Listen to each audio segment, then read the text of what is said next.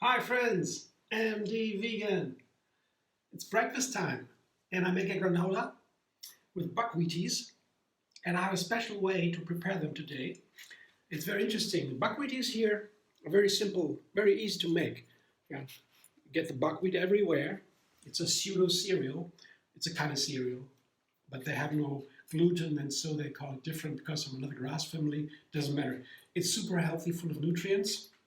And it's all over the world known, very favorable, um, you sprout it overnight in water, and it also already begins to sprout, and you soak it overnight in water, and it begins to sprout already, very quick, and you only need the smallest tiny little bit of tails, and then you begin to dry them back in an oven or dehydrator. And I show you how to do that in another video. But what you have then is these crunchy little powerhouses here, these energy bombs, crunchy and dry. And when you eat them like this, well, it doesn't taste bad. Yeah? There's no bitterness or something. But they are not really interesting in flavor. So I try them. I always put orange juice or another plant milk or another juice or something on top when I have a granola, the breakfast. Yeah? The fruit salad on top, and so that's very nice. Yeah, the dry part is very dense in energy and proteins and fat and so on. That takes a long time until you have to eat again. So that's the dry part. But today I have found a trick to make them delicious even, and I will do many more things with it, I guess. And that is very simple. I just put date mousse on top of them. I cover them with date mousse here. Another self-made I would say sweetener. It's sweetener, and it is a very powerful sweetener. Date mousse is my favorite sweetener, and it's super healthy. If you eat dates every day, you get healthier and healthier. Studies about it. They didn't believe it because there's so much sugar in the dates, but the other thing in the dates, the phytonutrients, the fiber and so, make it super healthy. Really, amazing. So I mix it with water a little bit, not too much, in a blender. And then I have my date mousse, and I can put it on top of these granola, these buckwheaties. I can make so many things with date mousse. It's delicious, a wonderful flavor, the malty sweetness, very pleasant.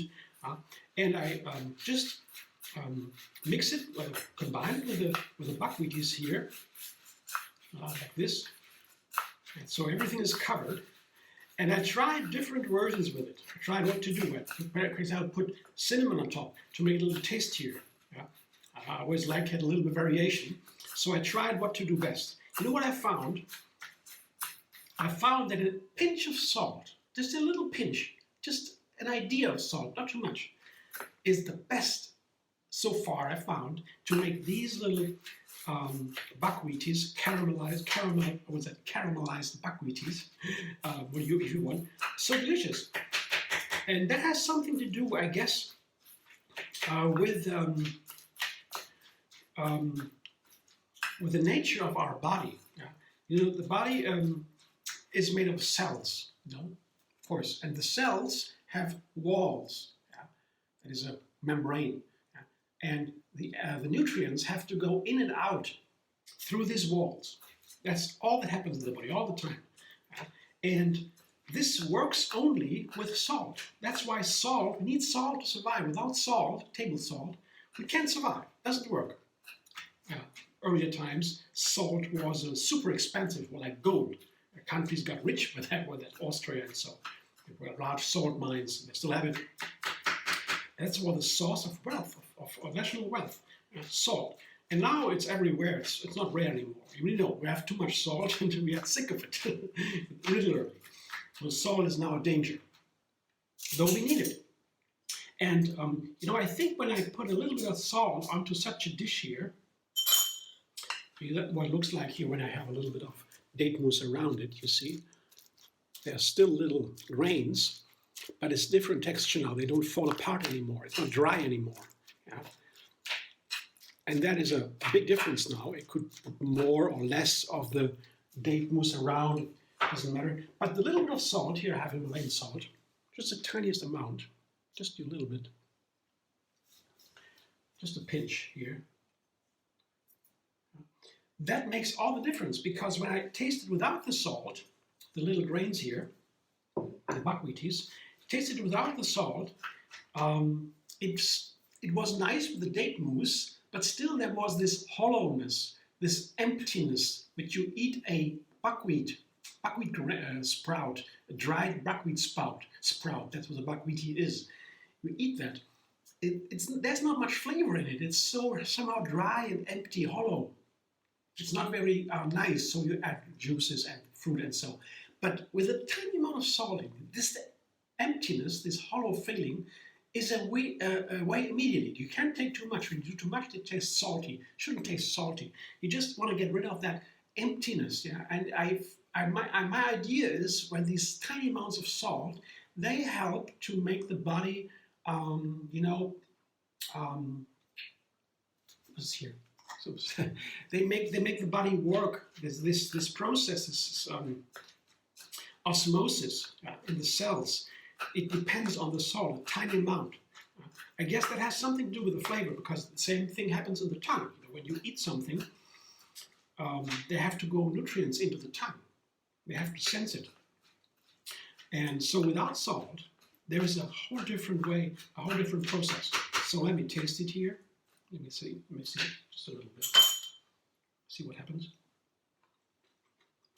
Yeah. Yeah. Tiny amount. Let's see. New breakfast idea for the buckwheaties. I work with buckwheat all the time. My favorite breakfast granola for now. Let's see. Put it into the bottom. Put it in. Okay. Now it looks more like a regular granola. I'm still beginning. I will do some more things with it. With this idea of the buckwheat here, with the date mousse around it, a little bit of salt or other spices. The salt was just the first idea that really hit, like a caramel, you know. And that's why I call it caramelized buckwheaties. Here, what it looks like here in the glass. That's the ground. Yeah, looks like a real granola, right? You can purchase. They always have something around the grains. The cereals. So the bottom, the foundation, that what makes it last. And then my fruit salad today, I usually come with simple combinations to explore. And what I really like is, pears. I have a beautiful pear here. That's one pear. It's a large pear, and the pears are really wonderful. This is a pear that you really have to eat when it's ripe and soft. They're large, brown. You see the color. This is the color of the whole pear, brown. And if you eat them not ripe, they taste like nothing, really. And it's disappointing if you eat that. I tried. So why? These pears are not nice. Why? Why only why? I love pears. But you know, this one was ripe, a large pear, ripe and soft, and then they begin to get brown little spots. That's not nice. But you have to be in time, you know. Wait until the right moment. And then they have such a wonderful flavor all of a sudden, these pears. And now they have it. It's one pear, it's a large one, put it into a fruit salad. You know, I like to explore the flavors of my ingredients. That's why I make recipes with small numbers of ingredients, because I understand, I feel what they do together. The pear is wonderful together with a walnut. A walnut is a wonderful for the breakfast, because you know, we need every day the omega-3 fatty acids. It's so important for nerves and brain and so. But you need it every day, and it's not in many plants in abundance for us. But the walnuts are an exception. There is abundance. A handful of walnuts and you're done. Chia seeds, flax seeds, hemp seeds. So these three are the main sources known to me. 1.5 tablespoons would be enough of one of them. You can also combine. Algae are the fifth one. So that's where I know that the omega-3 fatty acid sources. But we need it every day. And the walnut are wonderful, one of the healthiest nuts. And walnuts, again, are so amazing together with bananas. Yeah. And bananas are also, there are 3 bananas or so, medium-sized, small rather. One of the things that are really the base for a great fruit salad. Oftentimes, just you cut a banana into slices, and then you add other fruit, maybe a little lemon juice, and you are done with the fruit salad.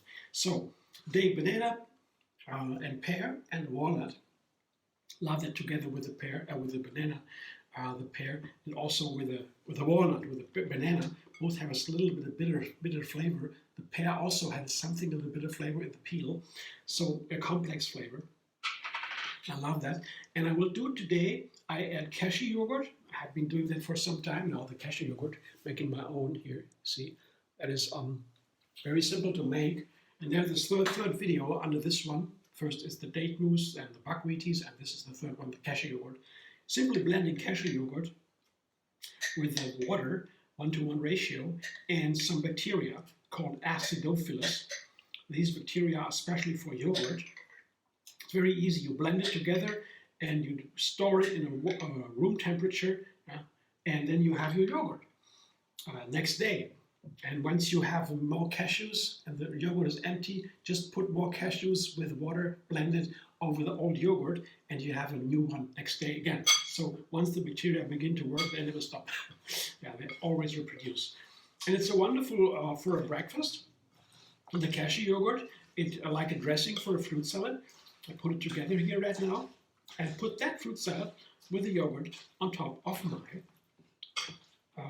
caramelized buckwheat granola. And that's my breakfast today. It's very simple. I'm very excited to try that with the buckwheaties, the trick. I'll see where that goes. I have some fancy ideas already what to do with this. But let's see, that's the future. Now I was looking forward to this breakfast. Always something new. It's so exciting because we have so many plants that we could eat, and we don't do that. Usually, including myself, I made always the same recipes. I was always cooking for others. It was always fun to me, and my friends, my family loved it. Yeah, we cooked together also. But it were basically the same recipes all the time. That means also the same ingredients. Now, since I'm vegan, I make my YouTube channel here. Everything changed. I'm making a new recipe every single day. And all these different plants are on the menu now. That's how it should be. So science says that too. This is my breakfast today.